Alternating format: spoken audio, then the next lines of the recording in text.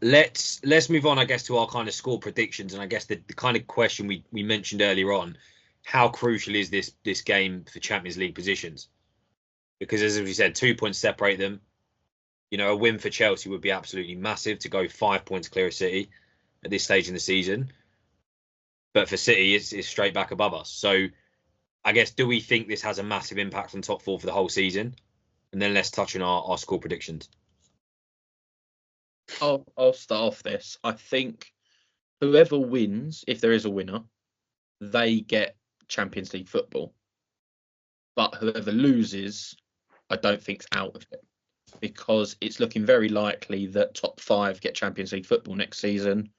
I think someone did the sort of stats on it, and it's something like a 98.5% likeliness we get the extra spot. So if it's the top five get Champions League. So that's why I don't think they're completely out of it. And I don't think it means they can't get top four. But for City, I think it's like City losing is worse than Chelsea losing, because especially of City's next games. Yeah. We need some momentum to go into that. And this is the start of that momentum. Like, ignore the PSG game because that's a different competition. We can't go into the sort of, Chelsea, Arsenal, Newcastle, Liverpool, Forest, Spurs and lose half of them. We can't. So this is where we've got to start going, right, we're winning this game. Maybe pick up a draw at Arsenal.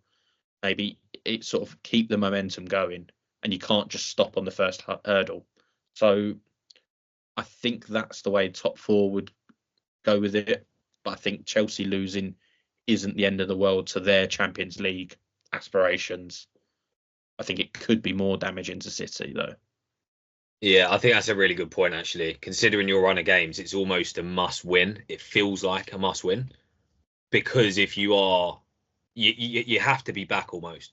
Because if you're not back, you could very, very, very quickly slide down the table to, 8th to 10th potentially, if things get ugly over this run.